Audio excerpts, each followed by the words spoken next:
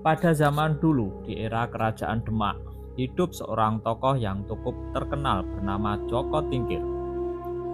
Ia dilahirkan dengan nama Raden Mas Karebet, karena saat ia lahir, sang ayah yang bernama Ki Ageng Pengging menggelar pertunjukan wayang beber yang dalangnya Ki Ageng Tingkir.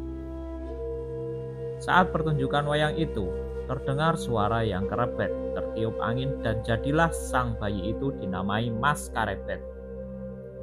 Sepulang dari mendalang, Ki Ageng Tingkir jatuh sakit dan meninggal dunia. 10 tahun kemudian, Ki Ageng Pengging dihukum mati karena dituduh memberontak pada Kerajaan Demak. Setelah kematian suaminya, Ki Ageng Pengging jatuh sakit dan meninggal dunia. Menjadi yatim piatu, Mas Karebet diangkat menjadi anak oleh Nyi Ageng Tingkir. Sejak saat itu ia lebih dikenal dengan nama Joko Tingkir. Sejak muda, Joko Tingkir gemar bertapa, berlatih bela diri dan kesaktian. Ia tumbuh menjadi pemuda yang tangguh dan tampan. Lantas, seperti apa perjalanan hidup Joko Tingkir sampai ia berhasil mendirikan Kerajaan Pajang? Berikut selengkapnya.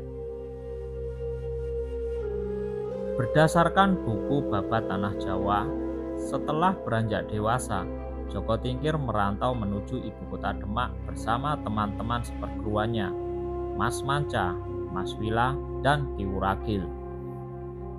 Sesampainya di Demak, ia tinggal di rumah pamannya, Kiai Gondo Mustoko, yang merupakan seorang perawat masjid berpangkat lurah Ganjur.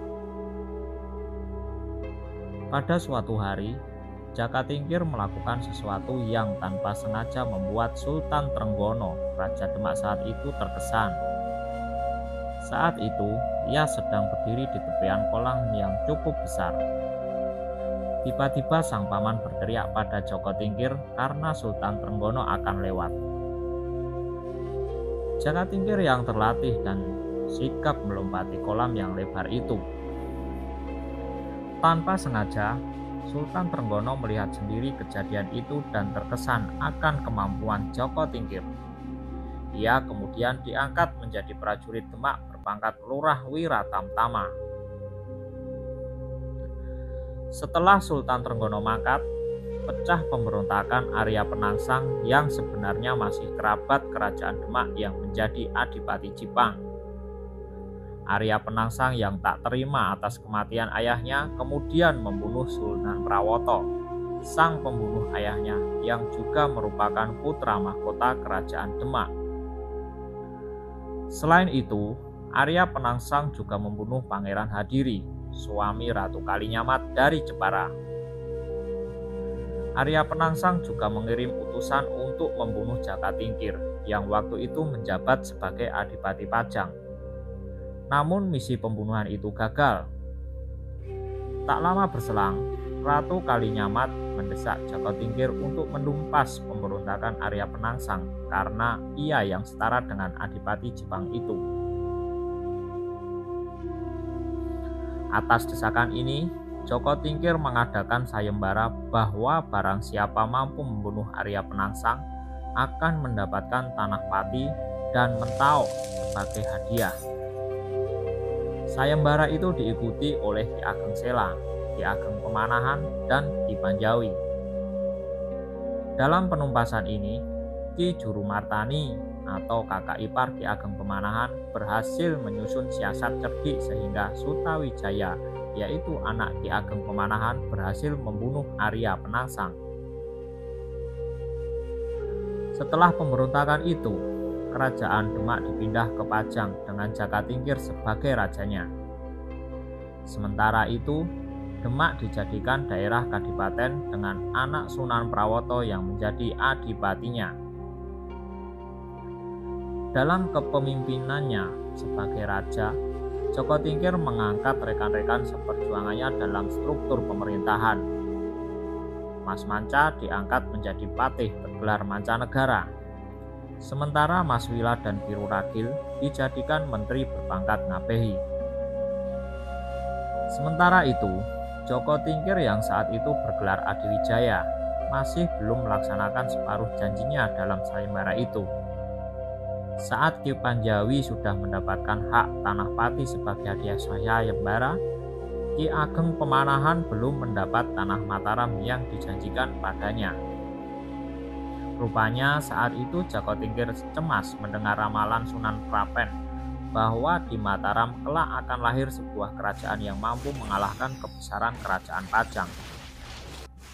Namun Sunan Kalijaga meminta Jaka Tingkir untuk segera menepati janjinya untuk menyerahkan tanah Mataram. Waktu itu, tanah Mataram sendiri merupakan bekas peradaban kerajaan Mataram kuno yang sudah tertutup hutan bernama Alas Mentao. Setelah menerima hadiah dari Jaka Tingkir, Ki Ageng Pemanahan sekeluarga termasuk Ki Juru Martani membabat hutan itu dan mendirikan desa Mataram. Desa itu dijadikan tanah perdikan, di mana penguasanya hanya diwajibkan untuk menghadap Pajang secara rutin tanpa kewajiban membayar upeti. Pada tahun 1568, untuk pertama kalinya Ki Ageng Pemanahan bertemu Sunan Prapen dan meramalkan bahwa Mataram akan menaklukkan Pajang melalui keturunannya. Ramalan itu sampai ke telinga Jaka Tingkir. Ia pun tak lagi cemas dan menyerahkan semuanya pada kehendak takdir. Setelah Ki Ageng Pemanahan meninggal pada tahun 1575, anaknya yang bernama Sutawijaya diangkat menjadi penguasa baru Mataram.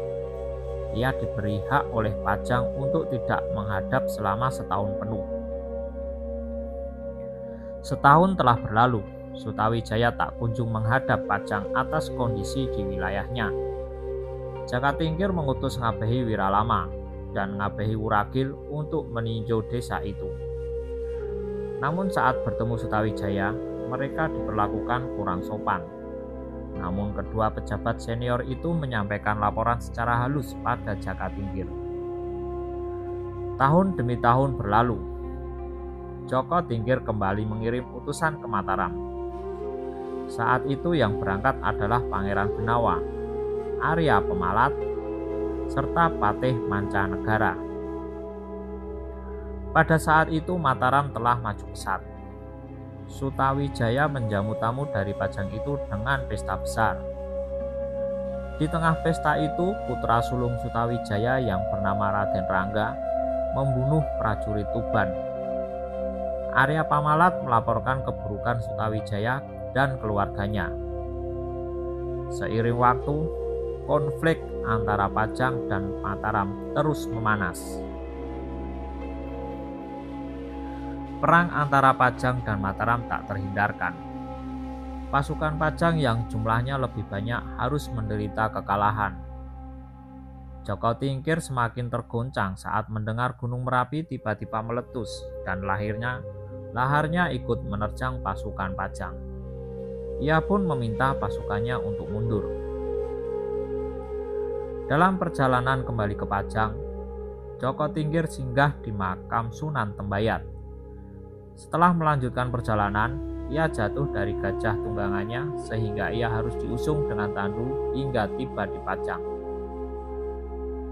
Sesampainya di Pajang, sakitnya bertambah parah. Saat itu pula ia berwasiat agar anak-anak dan menantunya jangan ada yang membenci Sutawijaya.